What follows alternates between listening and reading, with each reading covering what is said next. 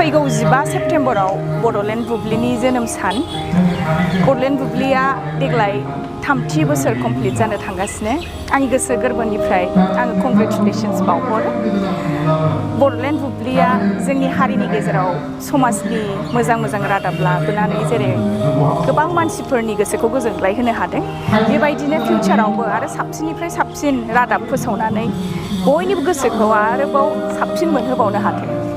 गोजोन्थों।